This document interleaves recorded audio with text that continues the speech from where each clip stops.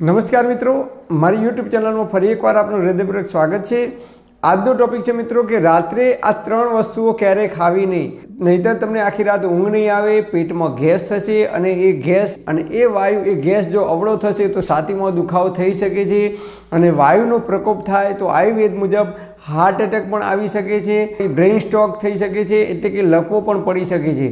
તો આ ત્રણ વસ્તુઓ કઈ છે કે જે આપણે રાત્રે ખાવાની નથી અને આજકાલ ઘણા બધા લોકો નહીં પણ મોટા ભાગના લોકો આ ત્રણ વસ્તુઓ રાત્રે ખાવામાં ઉપયોગ કરે છે અને જેના લીધે એ વસ્તુઓનું જલ્દીથી પાચન થતું નથી। સૂર્યપ્રકાશની હાજરી ન હોવાને કારણે એ વસ્તુઓનું આયુર્વેદ મુજબ જલ્દીથી પાચન થતું નથી અને એ ખોરાકનું જો યોગ્ય રીતે અને સમયસર પાચન ન થાય તો આયુર્વેદ મુજબ એ ખોરાક પડે શરીરમાં સડવા લાગે છે અને ખોરાક સડે તો એની અંદરથી કાચો આમ ઉત્પન્ન થાય છે અને કાચો આમ જેને આયુર્વેદની ભાષામાં વિષ સમાન ગણવામાં આવે છે, ઝેર સમાન ગણવામાં આવે છે અને એ કાચો આમ આપણા શરીરમાં લોહીમાં ભળે છે તો લોહી ધીરે ધીરે ઘટ્ટ થવાની શરૂઆત થાય છે।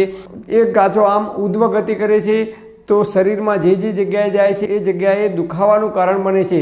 એટલે સવારે ઉઠીએ એટલે ઘણા લોકોને હાથ પગના સોધા જકડાઈ જાય છે, પગમાં ઢીંચણમાં વા આવે છે, ઘણા લોકોને યુરિક એસિડનો પ્રોબ્લેમ થાય છે તો પગે સવારે ઉઠે એટલે પગમાં સોજા આવી જાય છે। આ તમામ પ્રકારની બીમારીઓનું આ જડ છે, આ મૂળ કારણ છે। તો આ ત્રણ વસ્તુ કઈ છે જે રાત્રે ના ખાવી જોઈએ।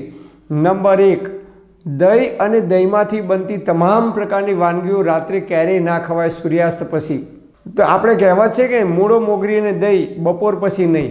આજકાલ તમે જુઓ તો રાત્રે દહીંવડા હોય, દહીં પૂરી હોય, દહીં પચવામાં ભારે છે એટલે જલ્દી એનું પાચન થતું નથી આયુર્વેદ મુજબ, તો રાત્રે દહીં અને દહીંની વાનગીઓ ક્યારેય ખવાય નહીં।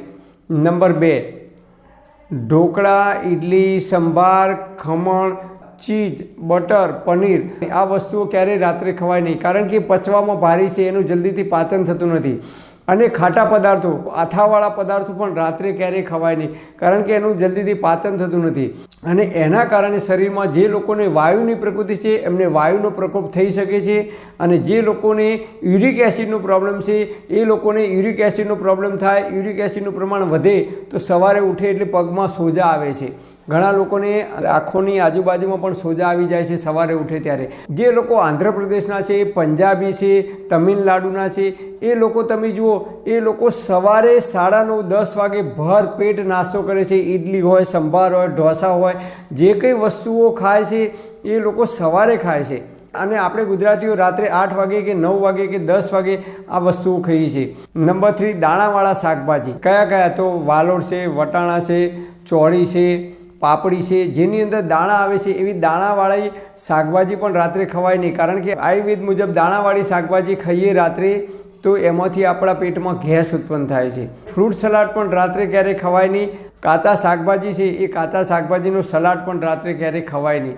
ઘણા લોકો આપણે રિસેપ્શનમાં કે મેરેજમાં જઈએ તો સલાડ ખાય છે, રાત્રે કાચા શાકભાજીનું સલાડ પણ ખવાય નહીં। સૂર્યાસ્ત પછી જો આ ત્રણ વસ્તુનો તમે ઉપયોગ નહીં કરો, ભોજન પચતું નથી અને યુરિક એસિડનો પ્રોબ્લેમ થાય છે, વાયુનો પ્રકોપ થાય છે, એ તમામ પ્રકારની બીમારીઓથી આપણે બચી શકીશું। પરમપિતા પરમાત્મા આપ સર્વેને તંદુરસ્ત અને નિરોગી રાખે એવી હૃદયપૂર્વક મારી પ્રાર્થના।